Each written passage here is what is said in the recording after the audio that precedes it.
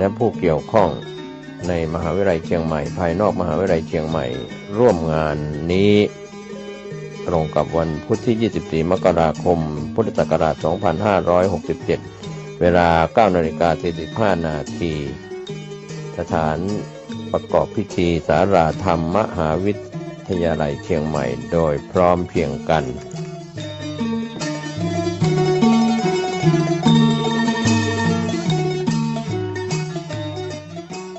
ขอความนอบน้อมจงมีแด่พระรัตนตรัยเจ้าสามประการพระรัตนตรัยองค์ที่หนึ่งคือพระพุทธเจ้าพระรัตนตรัยองค์ที่สองคือพระธรรมเจ้าพระรัตนตรัยองค์ที่สามคือพระอริยสังฆเจ้าข้าพระพุทธเจ้าขอเคารพนบนอบกราบไหว้แตบไตรไวสาคุณพระรัตนตรัยเจ้าถึงสามประการด้วยความเคารพสักการะเป็นอย่างยิ่งขอถวายความเคารพพระมหาเถรานุเถระเจ้าคณะพระสังฆาธิการครูบาอาจารย์ผู้สูงโดยอายุพรรษาผู้สูงโดยตำแหน่งฝ่ายปกครองตลอดถึงพระภิกษุหนุ่มสามเณรน้อยจุตนจุองค์ขอเจริญพรศรัทธาญาติโยมนักศีลนักบุญผู้ที่กำลังรับฟังรายการทุกท่านต่อจากนี้ไปอัตมาภาพพระครูปริยัติกิจจาภิวัตรสำนักวัดพระสิงห์อำเภอเมืองจังหวัดเชียงใหม่ก็จะได้น้อมนำเอาสารธรรมคติธรรมชาดกธรรมในต่างพระพุทธศาสนามามอบเป็นธรรมบรรณาการอาหารใจคือกับท่านสาธุชนนักศีลนักบุญทุกท่านได้รับฟังได้พินิจพิจารณาอันจะก่อให้เกิดสติปัญญาปารมีธรรมได้น้อมนำเอาธรรมคำสอนขององค์สมเด็จพระสัมมาสัมพุทธเจ้ามาประพฤติปฏิบัติเมื่อประพฤติปฏิบัติแล้วก็จะก่อให้เกิดความสุขให้เป็นความสุขตึงตังกายและก็ความสุขตึงตังใจซึ่งเป็นที่มุ่งหมายปรารถนาของหมู่เฮาจุปูจุคนก่อนอื่นนั้นก็ขออนุโมทนาในกุศลเจตนาของคลื่นสถานีวิทยุคลื่นพระพุทธศาสนาแห่งนี้ภายใต้การนำของท่านผู้อำนวยการที่ได้อำนวยความสะดวกหรือนำเสียงเรียงนามของครูบาอาจารย์ผู้จัดรายการได้กระจายออกไปตามคลื่นสถานีวิทยุคลื่นสีขาวแห่งนี้คือทุกผู้คนที่มีความมุ่งมั่นปรารถนาจะฟังธรรมะต้องการที่จะใช้ธรรมะเป็นเครื่องหล่อเลี้ยงจิตใจซึ่งเราได้มีอาหารกายอาหารเช้าอาหารกลางวันอาหารเย็นบางทีก็มีอาหารรอบดึกหล่อเลี้ยงร่างกายคือดำรงคงขันอยู่แต่ส่วนจิตใจของเฮานั้นก็จะต้องมีธรรมะมีคำสอนมีคุณงามความดีเป็นเครื่องหล่อเลี้ยงจิตใจเมื่อจิตใจดวงนั้นมีธรรมะเป็นเครื่องหล่อเลี้ยงเป็นประจำแล้วจิตใจดวงนั้นก็จะเจริญเติบโตไปในทางที่ดีภายใต้บุญกุศลคุณงามความดีขององค์สมเด็จพระสัมมาสัมพุทธเจ้าหากว่าจิตใจดวงใดได้รับเอา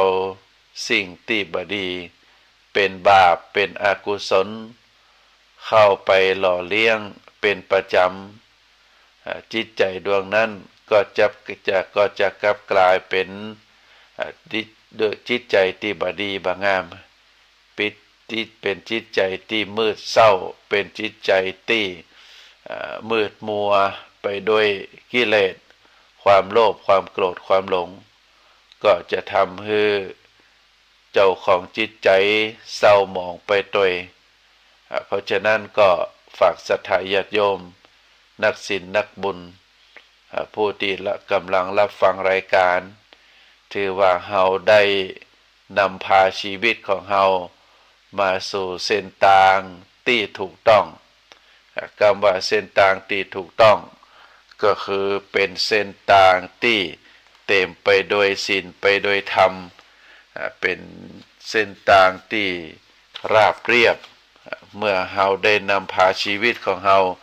สู่เส้นทางที่ราบเรียบแล้วก็จะทำให้เฮาเดินทางไปสู่จุดหมายปลายทางของชีวิตได้ท่านสาธุชนทั้งหลายเส้นทางดำเนินชีวิตของคนเฮาก็ขึ้นอยู่ว่าเจ้าของชีวิตจะได้นำชีวิตตัวตนของเฮา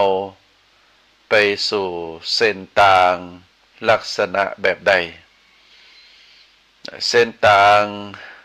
เดินโดยทั่วไปเราเรียกว่าเป็นถนนหนทางถนนหนทางการใจเป็นเส้นทางเดินจากที่หนึ่งไปสู่แห่งที่หนึ่งหรือ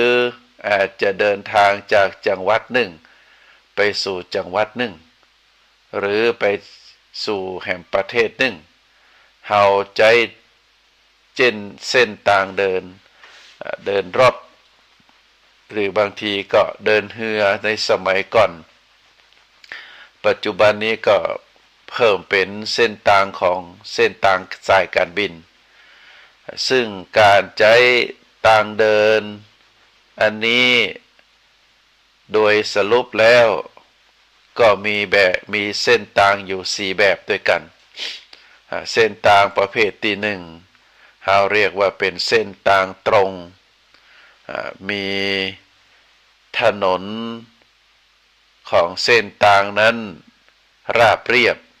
บ่มีหลุมบ่มีบ่อก็ใช้เดินทางโดยความปลอดภัยเพราะเป็นเส้นทางที่ราบเรียบบ่มีหลุมบ่มีบ่อก็ถือว่าเป็นเส้นทางที่เฮาท่านทั้งหลายมักจะเดินทางกันเส้นทางประเภทที่สองเป็นเส้นทางตรงเหมือนเดียวกันแต่มีพื้นถนนเส้นทางที่ใจเดินนั้นเป็นหลุมเป็นบ่อบาราบเรียบส่วนมากแล้วคนก็จะเดินกันเพราะจะก่อให้เกิดอันตรายขณะขับรถก็ดี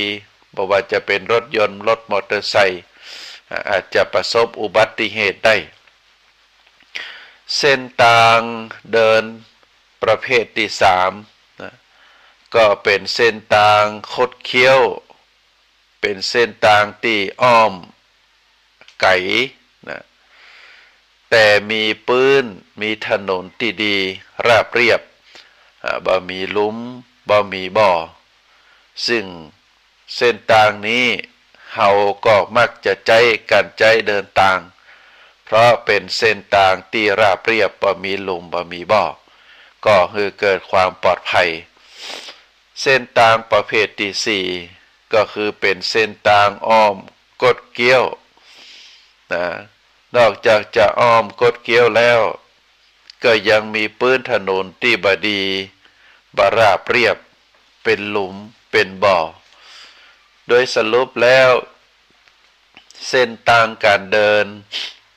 ติ่งเฮาใจเดินทางกันนั้นมีอยู่4ประเภทตามที่ว่ามาประเภทที่หนึ่งนั้นเป็นเส้นทางตรงนะเป็นเส้นทางตรงราบเรียบบ่มีหลุมบ่มีบ่อ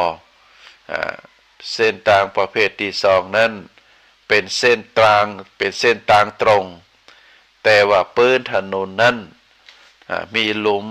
มีบ่อราบเรียบ เส้นทางประเภทที่สามเป็นเส้นทางติดกดเกี้ยวอ้อมแต่ว่าเป็นเส้นทางที่มีพื้นถนนดีราบเรียบบ่มีหลุมบ่มีบ่อเส้นทางประเภทที่สี่นั่นก็เป็นเส้นทางที่คดเคี้ยวอ้อมแต่ก็ซ้ำยังมีพื้นถนนที่บดีพื้นถนนนั้นเป็นหลุมเป็นบ่อบาราบเรียบเป็นอันตรายอันนี้คือเส้นทางเดินที่เป็นถนนเฮาในฐานะที่เป็นคนขับรถเป็นคนใจถนนเป็นคนเดินทางเฮาก็ต้องเลือกเส้นทางเดินถนนที่ดีที่ปลอดภัยบ่มีหลุมบ่มีบ่อเฮาจะใจเดินทางไปด้วยความปลอดภัยก็เลือกเส้นทางตรงที่บ่มีหลุมบ่มีบ่อหรือบางทีก็จำเป็นต้องถ้าเส้นทางตรงนั้นมันเป็นหลุมเป็นบ่อเฮาก็เลือกเส้นทางอ้อมคดเคี้ยวพ่องเป็นธรรมดาแต่ว่าพื้นถนนดีราบเรียบบ่มีหลุมบ่มีบ่ออันนั้นในฐานะที่เป็นคนขับรถเป็นคนเดินทางเป็นคนที่เลือกเส้นทางเฮาก็เลือกเส้นทางที่ดีบ่มีหลุมบ่มีบ่อแต่ว่าเส้นทางชีวิตของคนเฮานั้นศรัทธาญาติโยมเส้นทางชีวิตของคนเฮานั้นตั้งแต่เฮาเกิดมาจนถึงเฮาสิ้นอายุไขตายจากกันไปเฮาบ่สามารถที่จะเลือกเส้นทางได้แต่ว่าเฮาเลือกดูปื้นถนนปื้นถนนโดยเฉพาะถนนที่เฮาจะใช้ดำเนินชีวิตของเฮาก็จะต้องเลือกเลือกที่จะเลือกเส้นทางการดำเนินชีวิตคือแคล้วคลาดปลอดภัยได้เส้นทางดำเนินชีวิตของคนเฮาก็มี4ประการเช่นเดียวกันกับทางเดินเฮาก็ถือว่าเป็นเส้นทางดำเนินชีวิตของเฮาเส้นทางชีวิตก็มีอยู่4ประเภทเช่นเดียวกันประเภทที่1เป็นเส้นทางที่เกิดมาในครอบครัวที่ดีเป็นครอบครัวที่มีทรัพย์สมบัติมีพ่อมีแม่เป็นคนดีมีศีลธรรมประเภทที่ก็คือเกิดมาในครอบครัวที่ดีมีทรัพย์สมบัติพ่อแม่เป็นคนดีมีศีลธรรมแต่ว่าเวลาเดินทางแล้วกลับเป็นคนละอ่อนคนนั้นในฐานะที่เกิดมาในครอบครัวที่ดีก็ได้ประพฤติตัวเป็นคนดีเป็นคนว่านอนสอนง่ายมีสติปัญญาดีมีสุขภาพดีตัวก็ถือว่าเป็นบุญเป็นกุศลบุคคลประเภทนี้เกิดมาในครอบครัวดีมีทรัพย์สมบัติพ่อรวยพ่อแม่เป็นคนดีมีศีลมีธรรมตัวเองก็เป็นคนดีมีสติปัญญามีสุขภาพดีมีรูปร่างหน้าตาดีตัวอันนี้ถือว่าเป็นเส้นทางดำเนินชีวิตที่เป็นเส้นทางตรงแล้วก็ถนนแห่งชีวิตหรือเส้นทางแห่งชีวิตก็เป็นเส้นทางที่ราบเรียบบ่มีหลุมบ่มีบ่อเพราะตัวเองนั้นเป็นคนฮักดีเป็นคนดีมีสติมีปัญญามีสุขภาพแล้วก็มีที่จะเลือกเอาเป็นคนว่านอนสอนง่ายว่านอนสอนง่ายโดยเชื่อฟังพ่อแม่เชื่อฟังครูบาอาจารย์ก็ถือว่าเป็นคนดีบ่ดื้อบ่รั้นอันนี้ถือว่าเป็นเส้นทางที่เส้นทางที่ของชีวิตเส้นทางชีวิตก็คือเกิดมาในครอบครัวดีมีทรัพย์สมบัติมีพ่อแม่เป็นคนดี พ่อแม่เป็นคนมีศีลมีธรรมมีการมีงานมีชื่อเสียงมีหน้ามีตาในสังคมลูกที่เกิดมานั้นกลับเป็นคนบดีเป็นคนว่ายากสอนยากเป็นคนดื้อรั้นมีพฤติกรรมที่บดีคบคนบดีมีสติปัญญาต่ำตย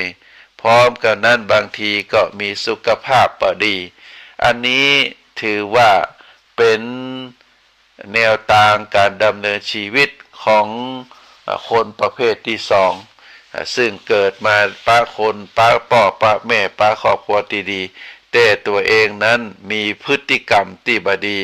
มีพฤติกรรมที่ทำให้เกิดความเสียหายต่อครอบครัวเป็นคนดื้อรั้นไผสั่งไผสอนบ่ได้พร้อมกับมีสติปัญญาหน้าตาบดีรูปร่างบดีตยซึ่งตรงกันข้ามกับครอบครัวพ่อแม่เส้นทางดำเนินชีวิตเป็นเส้นทางประเภทที่สามก็คือเกิดมาในครอบครัวที่ฐานะบดีมีความทุกข์มีความยากมีความลำบากเกิดในสถานที่ไกลห่างความเจริญพ่อแม่ก็เป็นคนบ่มีศีลบ่มีธรรมตยอันนี้ถือว่าเป็นเส้นทางของคนที่มาเกิดเป็นเส้นทางชีวิตประเภทที่สามแต่เผอิญว่าบุคคลคนนั้นนะเป็นคนดีเป็นคนว่านอนสอนง่ายเป็นคนที่มีสติปัญญาดีมีสุขภาพดีเป็นคนที่มีหน้าตาดีมีความประพฤติดีก็ถือว่าตรงกันข้ามตรงกันข้ามกับเส้นทางที่ตัวเองได้เกิดมาก็คือป้าครอบครัวที่บดีแต่ว่าละอ่อนคนนั้นบุคคลคนนั้นเป็นคนดีว่างนอนสอนง่ายแล้วก็มีสุขภาพดีตยสติปัญญาดีส่วนเส้นทางดำเนินชีวิตเส้นทางที่สี่ก็คือเป็นเส้นทางบุคคลคนใดที่เกิดมาในครอบครัวที่บดีฐานะบดีมีความทุกข์มีความยากมีความลำบากเกิดในสถานที่ไกลพร้อมกับเกิดมาป้าครอบครัวโดยที่พ่อแม่บ่มีศีลบ่มีธรรมตยก็แต่ว่าบุคคลคนนั้นเกิดมาแล้วก็ซ้ำเป็นคนบดีมีพฤติกรรมที่บดีมีสติปัญญาบดีเป็นคนที่รูปร่างหน้าตาขี้ริ้วขี้เล่มีสุขภาพบดีตยเพราะฉะนั้นเราก็จะหันคนทั้งหลายที่เป็นคนรอบข้างเราเป็นคนที่ได้มาปะมาพบกันก็จะอยู่ในสี่ประเภทนี้ศรัทธาญาติโยมก็ลองพินิจพิจารณาดูว่าคนทั้งหลายที่เกิดมาในโลกนี้นั้นก็จะแบ่งเป็นสี่กลุ่มสี่ประเภทเหมือนกับเส้นทางการดำเนินไปสู่ที่ใดที่หนึ่งก็ตามที่กล่าวมาเป็นเส้นทางโดดเป็นเส้นทางตรงมีพื้นถนนที่ดีเป็นเส้นทางที่ดีก็เป็นอันที่สองก็คือเป็นเส้นทางตรงแต่ว่าเส้นพื้นถนนนั้นเป็นหลุมเป็นบ่อพื้นเส้นทางนั้นเป็นเส้นทางที่บดีส่วนแหมประเภทหนึ่งนั้นเป็นเส้นทางที่กดเป็นเส้นทางที่อ้อมเป็นเส้นทางที่กดเกี้ยวแต่ว่ามีพื้นถนนที่ราบเรียบปลอดภัยบ่เป็นหลุมบ่เป็นบ่อ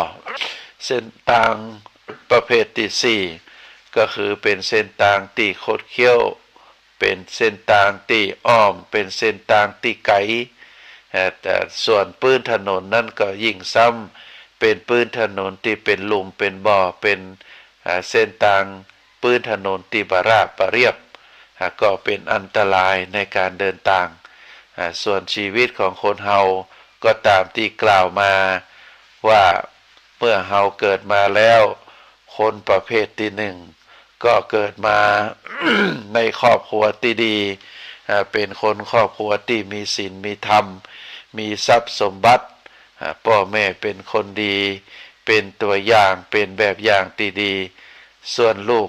ที่เกิดมาในตระกูลนี้ในครอบครัวนี้ก็เป็นซ้ำเป็นคนดีโดยเป็นคนน่าฮักมีความประพฤติเรียบร้อยมีสติปัญญาดีฮักในการเฮียนฮักในความ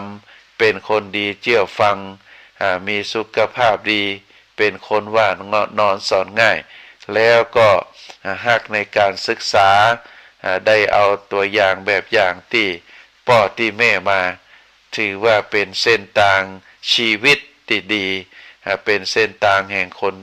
ดีตัวแล้วก็ประเภทที่สองก็เกิดมาในครอบครัวที่ดีมีทรัพย์สมบัติพ่อแม่เป็นคนดีแต่ว่าลูกนั้นลูกเกิดมานั้นเป็นคนบดีมีพฤติกรรมที่บดีมีสติปัญญาบดี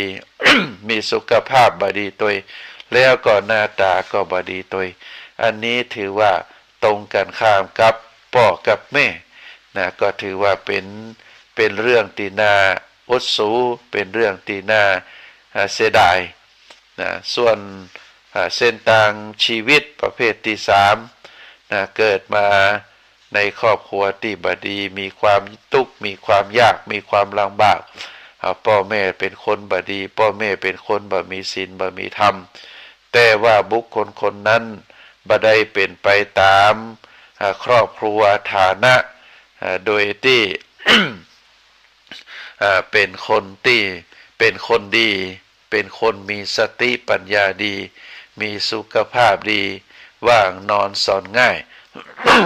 เป็นคนที่สนใจในการห้ำการเฮียนมีความขยันมีความอดทนสร้างฐานะของตัวเองโดยที่ใจสติปัญญาใจความรู้ความสามารถใจคุณงามความดีเป็นคนดีเป็นคนที่น่าสรรเสริญ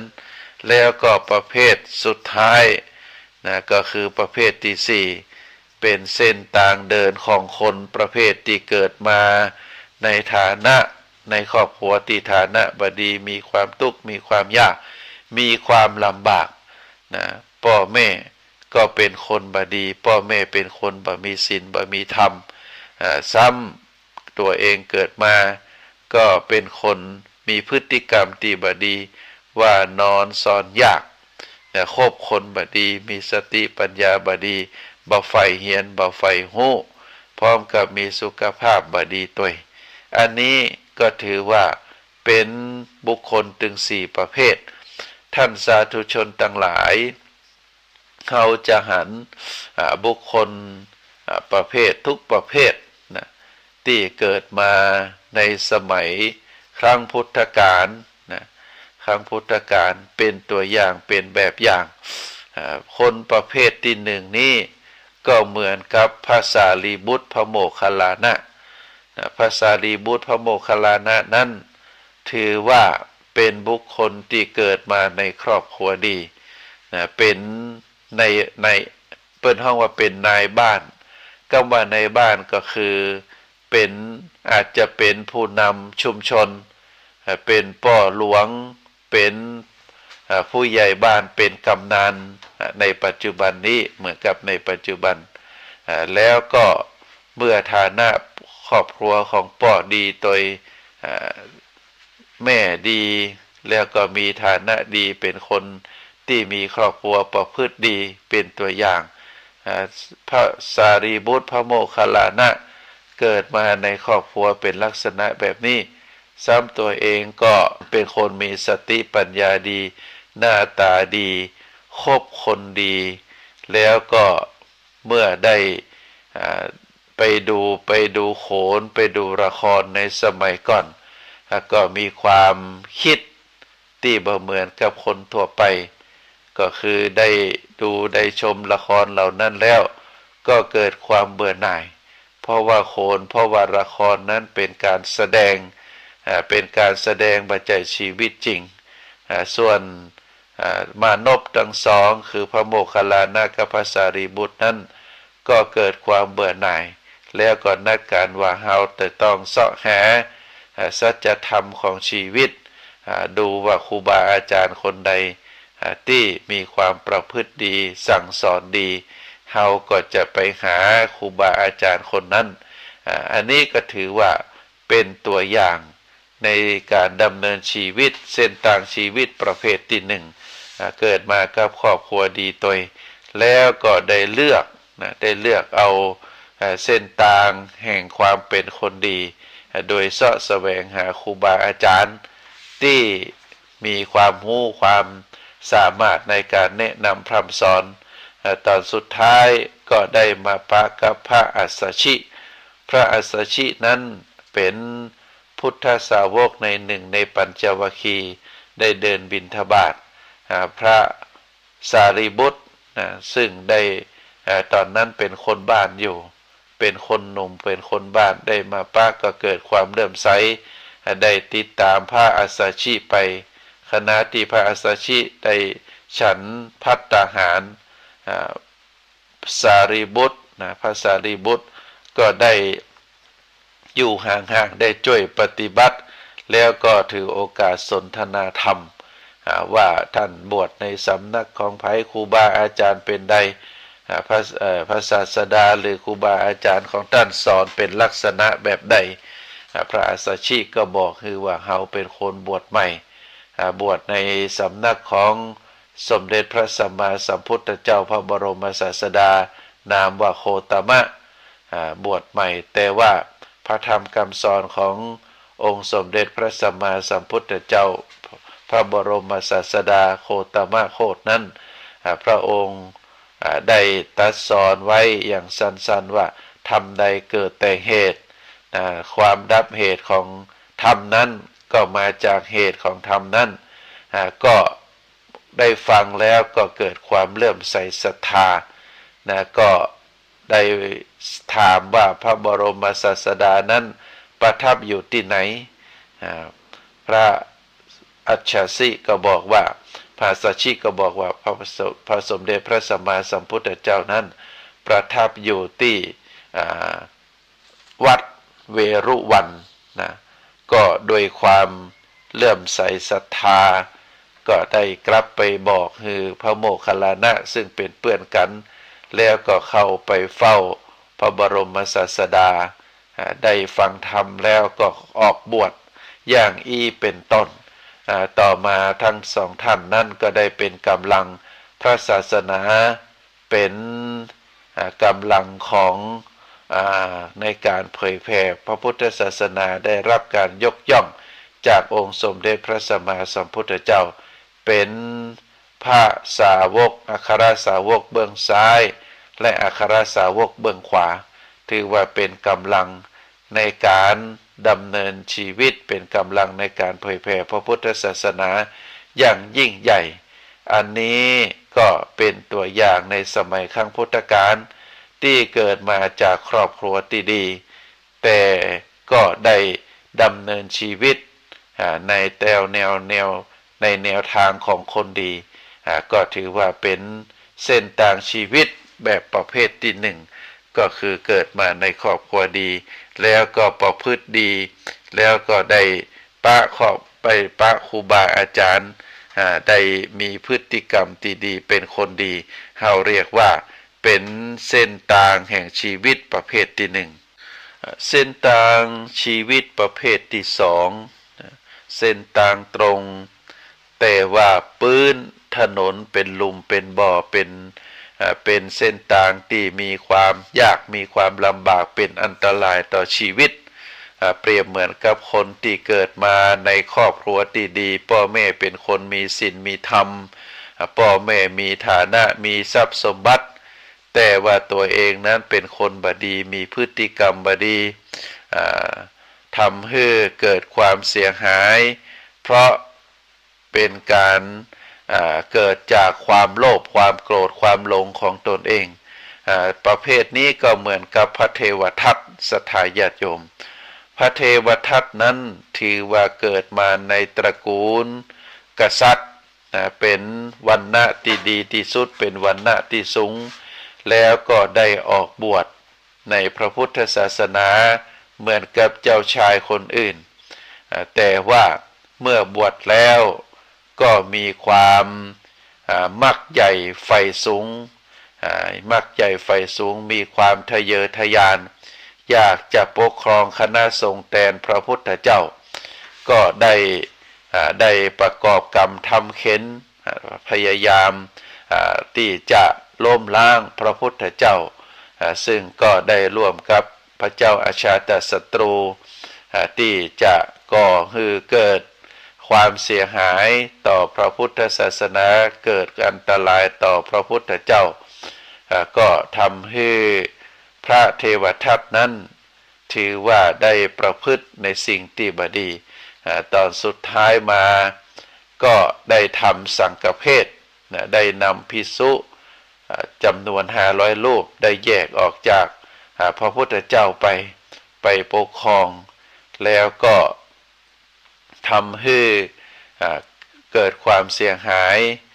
ต่อมาพระพุทธเจ้าได้แจ้งให้พระโมคคัลลานะไปอบรมไปสั่งสอนไปแนะนำภิกษุเหล่านั้นเมื่อภิกษุเหล่านั้นได้กลับตัวกลับใจแล้วก็ได้กลับมาสู่สำนักของพระพุทธเจ้าเหลือไว้แต่พระเทวทัตคนเดียวพระเทวทัตนั้นตอนสุดท้ายมาสำนึกผิดก็ได้พยายามเข้ามาขอขมาต่อพระพุทธเจ้าแต่ว่าได้เดินทางมาถึงที่ประทับของพระพุทธเจ้าได้ถูกแผ่นดินสู้เปียกก่อนอันนี้ก็เป็นประวัติความเป็นมาก็เปรียบเหมือนกับคนประเภทที่สองเกิดมาในตระกูลดีมีทรัพย์สมบัติพ่อแม่เป็นคนดีแต่ตัวเองนั้นเป็นคนมีพฤติกรรมบดีเป็นคนมักใหญ่ไฟสูงเป็นคนมีความโลภเป็นคนอยากจะได้โดยการที่อาศัยความเป็นตระกูลดีของตัวเก่าแต่ว่าบ่ได้ดำเนินตามวิถีชีวิตที่ควรจะเป็นแต่ได้เป็นคนว่านอนสอนยากเป็นคนบดีคบคนบดีแล้วก็ทำความเสียหาย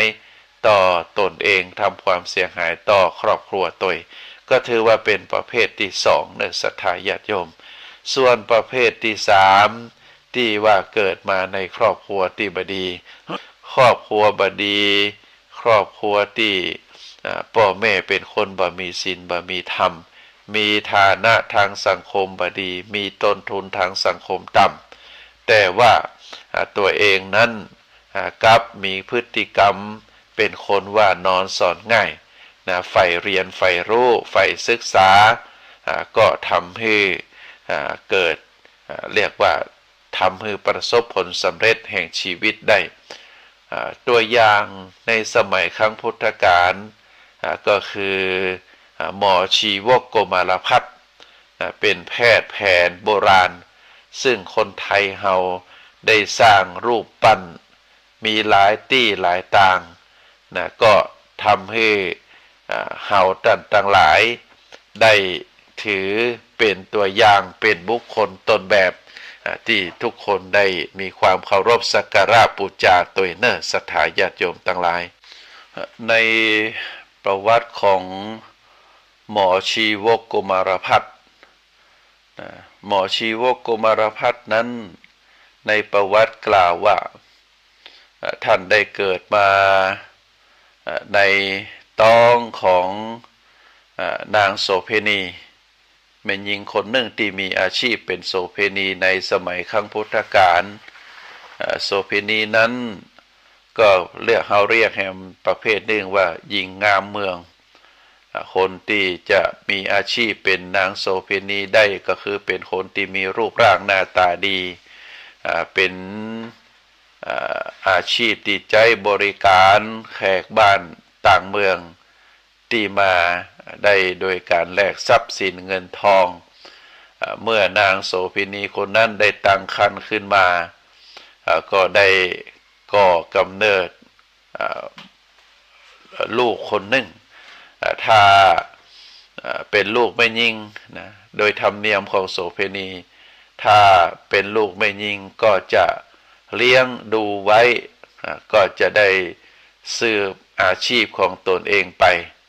แต่ถ้าเป็นลูกปอจายก็มักจะมาเลี้ยงเอาไปฝากเอาไปขว้างเอาไปทิ้งอันนี้เป็นสังคมอินเดียในปัจจุบันในส่วนของหมอชีวกโกมารพัฒน์ก็เหมือนเดียวกันนะก็ปรากฏว่าได้เกิดมาในท้องโสเภณีเมื่อได้หันว่าทารกที่เกิดมานั้นเป็นปอจายก็ปรากฏว่าเอาไปขว้างนะเอาไปทิ้งที่กองขยะด้วยการที่ละอ่อนเกิดมาคนหนึ่งแล้วก็ถูกแม่เอาไปทิ้ง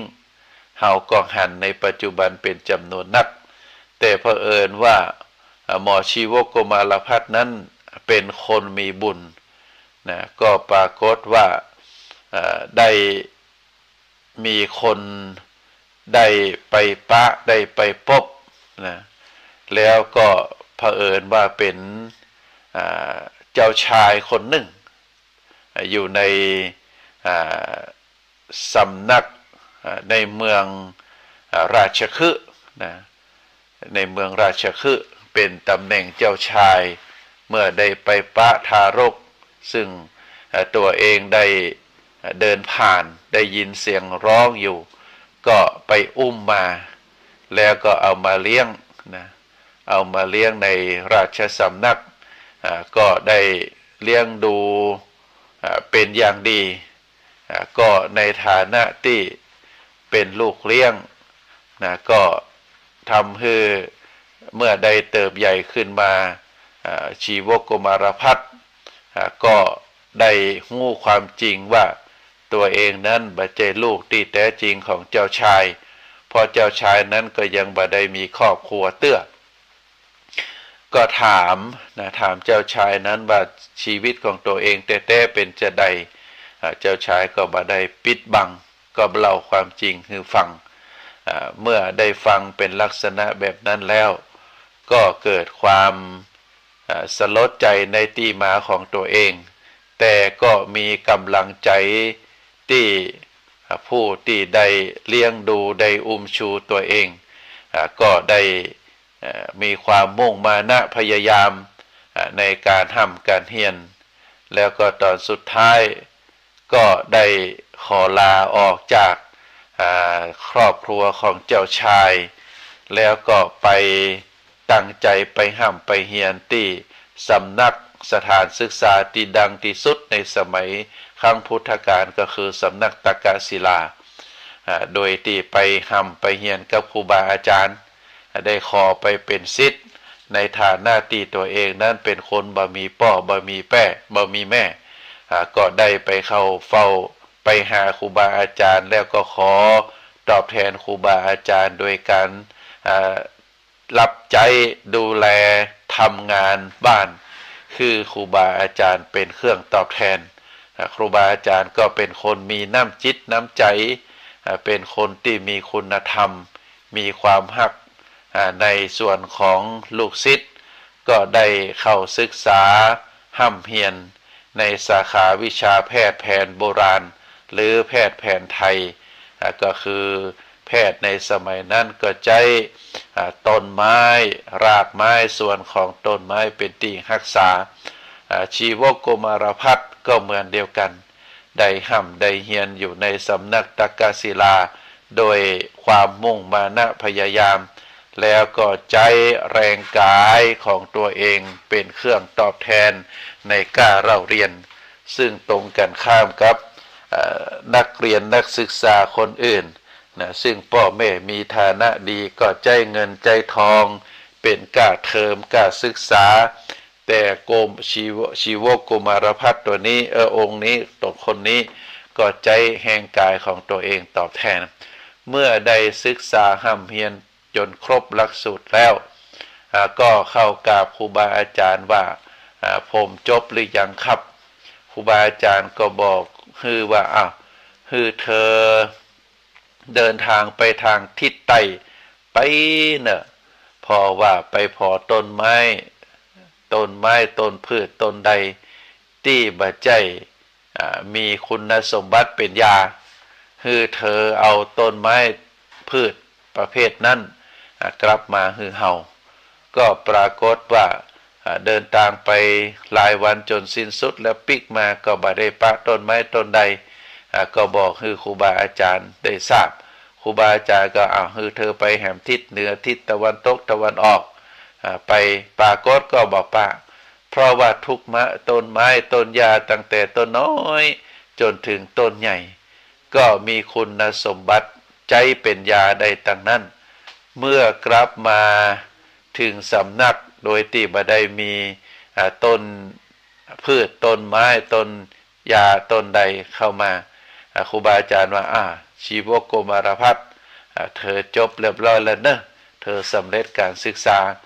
เธอปิกไปบ้านเธอได้แล้วชีวโกมารพัฒน์ก็กราบครูบาอาจารย์พร้อมจากนั้นครูบาอาจารย์ก็บ่มีเงินบ่มีทองที่จะส่งเธอปิกได้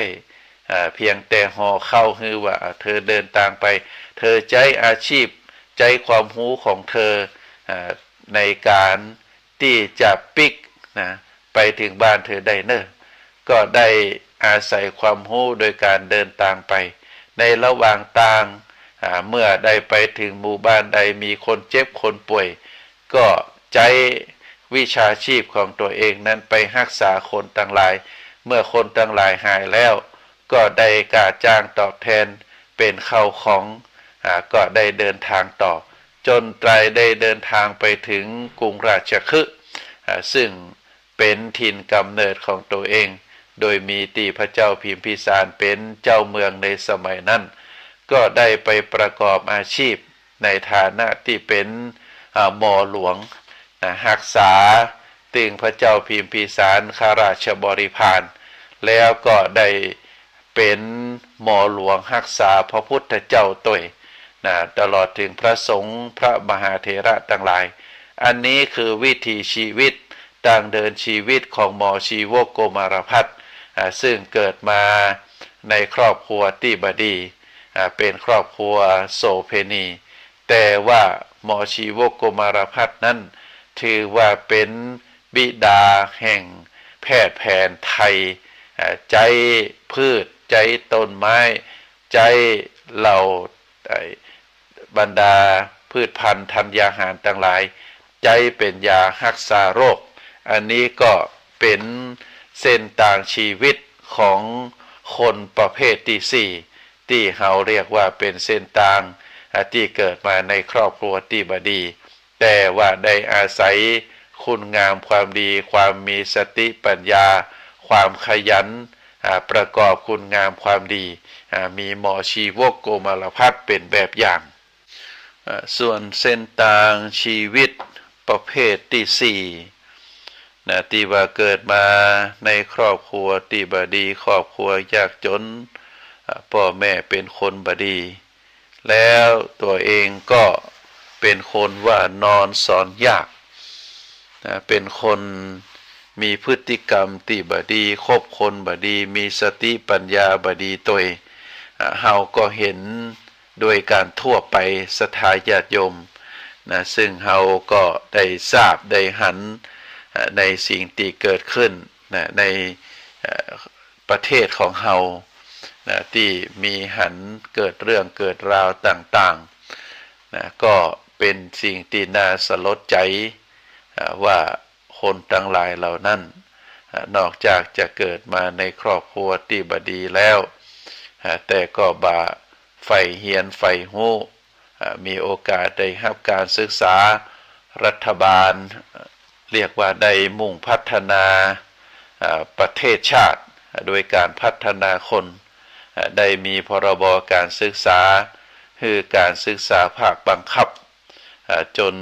เป็นเวลาถึง9 ปีตั้งแต่ชั้นประถมปีที่1จนถึงชั้นมัธยมศึกษาปีที่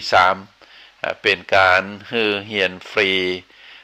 ก็เฮาหันเยาวชนทั้งหลายเหล่านั้นเมื่อได้มีโอกาสมีสถานะทางสังคมเท่าเดียวกันได้ห้ำได้เฮียน เฮาก็หันหลายผู้หลายคนเป็นจำนวนนักที่ตั้งใจศึกษาห้ำเพียรสร้างฐานชีวิตของตัวเองคือมีความรู้โดยการศึกษาแล้วก็ได้ต่อยอดได้ศึกษาห้ำเพียรจั้นสูงขึ้นแต่เฮาก็หันหลายผู้หลายคนบาฮัก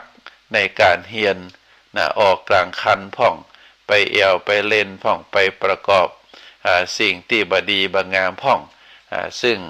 เฮาก็หันว่าครอบครัวที่ยากจนแล้วพ่อแม่ก็บ่สามารถที่จะอบรมสั่งสอนได้หาเจ้ากินค่ำแต่เจ้าเยาวชนทั้งหลายเหล่านั้นก็ใฝ่ในทางที่บดีบ่ห้ามเฮียนแล้วไปคบกันในทางที่บดีได้ประกอบประกอบกรรมทำเข็น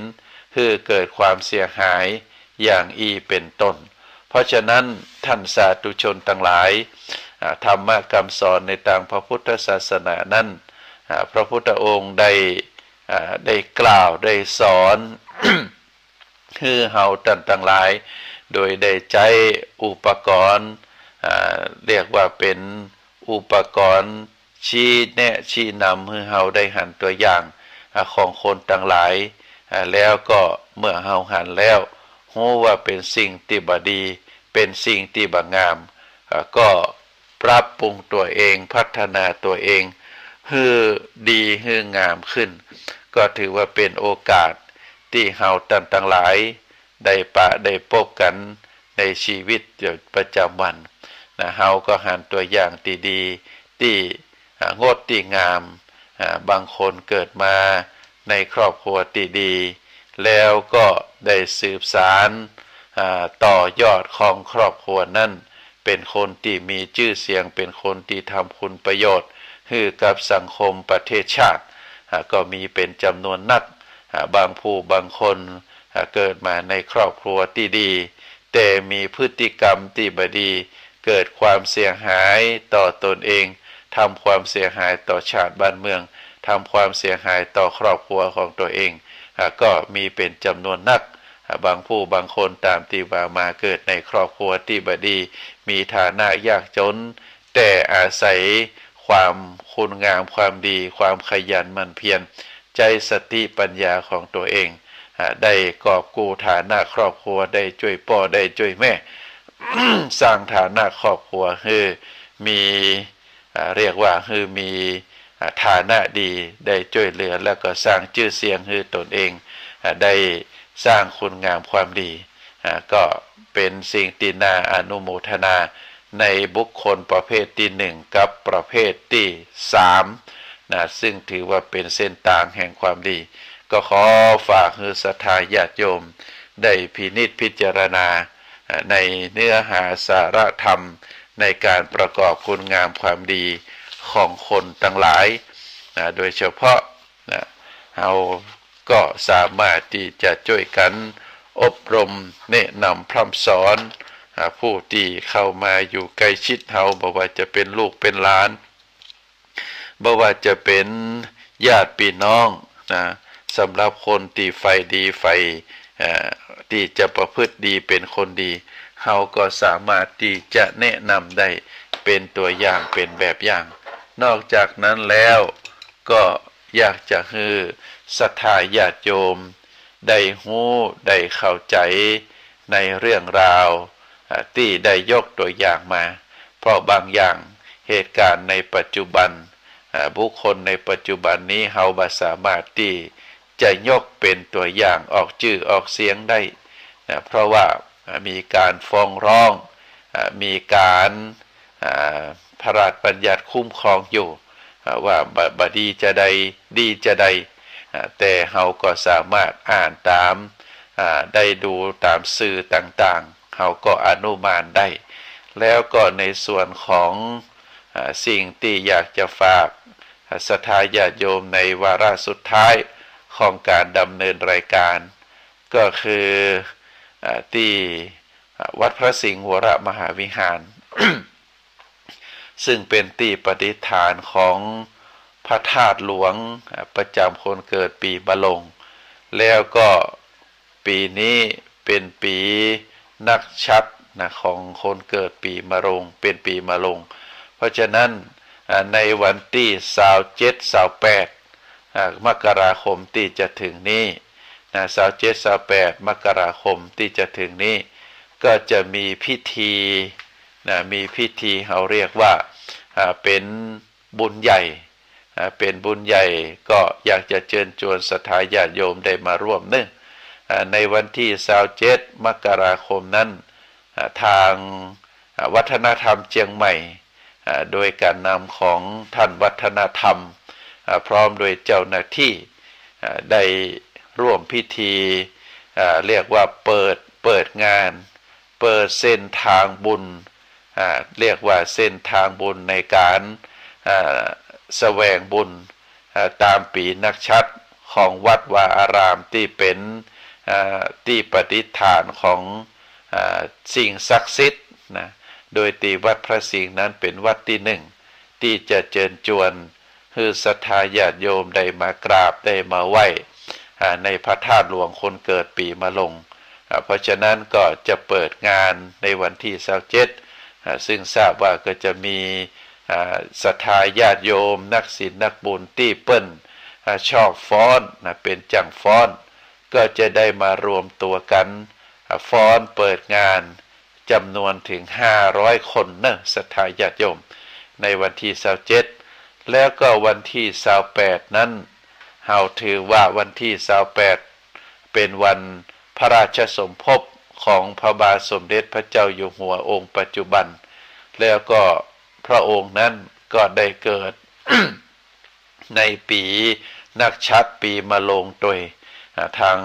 พระเดชพระคุณหลวงพ่อท่านเจ้าวาดวัดพระสิงห์พระเทพสิงหวราจารย์ก็จะได้ประกอบกุศลเรียกว่าเป็นการสมโภชเจดีย์นักชัดคนเกิดปีมะโรงก็จะได้ประกอบพิธีสมโภชได้อาราธนาพระสงฆ์มาเจริญพระพุทธมนต์แล้วก็จะได้ประกอบบุญประกอบกุศลตลอด12เดือนโดยใจวันที่28ของเดือนนั้นเป็นที่สมโภชของพระธาตุที่ได้บูรณะได้ซ่อมแซม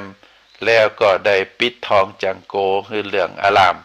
ก็ถือว่าเป็นการสมโภชองค์เจดีย์ตยเพราะฉะนั้นก็ขอแจ้งให้ศรัทธาญาติโยมท่านใดว่างในวันใดเวลาใดก็สามารถที่จะมาร่วมบุญได้จะมาวันที่27มาดูการละเล่นมาการแสดงโดยการนำของวัฒนธรรมองค์กรต่างๆส่วนในวันที่28นั้นก็เป็นวันบุญเป็นวันกุศลได้กราบอาราธนาพระสงฆ์มาเจริญพระพุทธมนต์สมโภชองค์พระธาตุท่านใดที่มีความปรารถนาที่จะร่วมบุญร่วมกุศลโดยเฉพาะท่านที่เกิดปีมะโรงหรือนักชัดปีอื่นๆก็ได้แต่ก็มาร่วมกันสมโภชเพื่อที่จะได้เฉลิมฉลองในพระธาตุประจำปีเกิดของเฮาก็ขอเจริญพรศรัทธาญาติโยมได้มาร่วมกันในวาระสุดท้ายของการดำเนินรายการอาตมาภาพพระครูปริยัติกิจจาภิวัตรสำนักวัดพระสิงห์ก็ขอนำรายการจากท่านสาธุชนไปก่อนธรรมะคำสอนที่ได้เอามามาในวันนี้ก็เรียกว่าเป็นเส้นทางของชีวิตเมื่อศรัทธาญาติโยมได้ฟังแล้วก็ขอนำไปพินิจพิจารณาแล้วก็น้อมนำมาประพฤติปฏิบัติในช่วงชีวิตที่เฮาเหลืออยู่ก็ควรจะได้นำพาชีวิตของเฮาไปสู่เส้นทางที่ดีเป็นเส้นทางที่บ่มีบ่อเป็นเส้นทางที่บ่มีหลุมเป็นเส้นทางที่ราบเรียบอันได้แก่เป็นเส้นทางที่ปราศจากความโลภความโกรธความหลงเป็นเส้นทางชีวิตที่ปราศจากอบายมุขบอกว่าจะเป็นการดื่มสุราการเล่นการพนันการนำชีวิตไปคบคนที่บดี แล้วก็เป็นเส้นทางที่ปะหูจักปอในการประพฤติผิดศีลผิดธรรม ในกามคุณอย่างอีเป็นต้นเฮาก็จะได้นำพาชีวิตของเฮาสู่เส้นต่างที่ดีมีบ่มีหลุมบ่มีบ่อเป็นเส้นต่างที่เต็มไปด้วยบุญไปด้วยกุศลประกอบคุณงามความดีแล้วก็ชีวิตที่เหลือของเฮาก็จะเป็นชีวิตที่ดีเป็นชีวิตที่ประเสริฐเป็นชีวิตที่คุณควันที่จะยกย่องคือเป็นคนดีต่อไปอาตมาภาพขอฝากสารธรรมคือท่านสาธุชนทุกท่านได้พินิจพิจารณาอีรัตนัตยานุภาเวนะรัตนัตยเตชะสาทุกขโรคพยาเวลาโสกาสันตุอุปัฏฐวาอายุวันโนสุขังปลังขอเจริญพร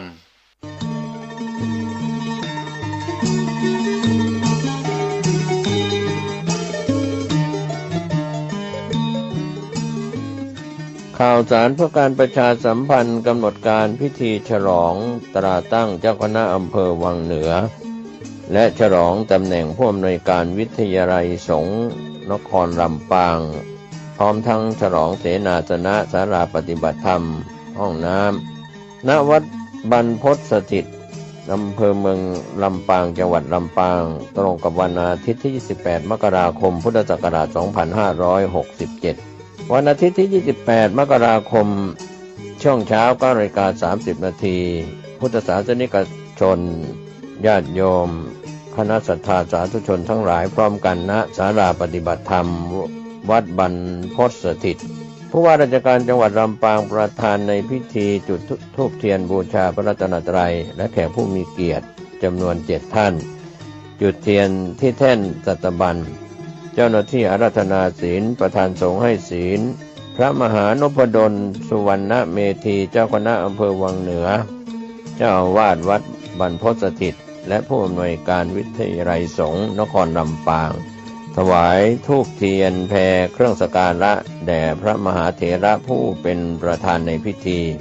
นายชัชวาลฉายบุตรผู้ว่าราชการจังหวัดลำปางประธานในพิธีถวายธูปเทียนแพเครื่องสักการะแด่พระมหาเถระผู้เป็นประธานในพิธีประธานพิธีฝ่ายคฤหัสถ์อ่านตราตั้งเจ้าคณะอำเภอวังเหนือผู้อำนวยการสำนักงานพระพุทธศาสนาจังหวัดลำปาง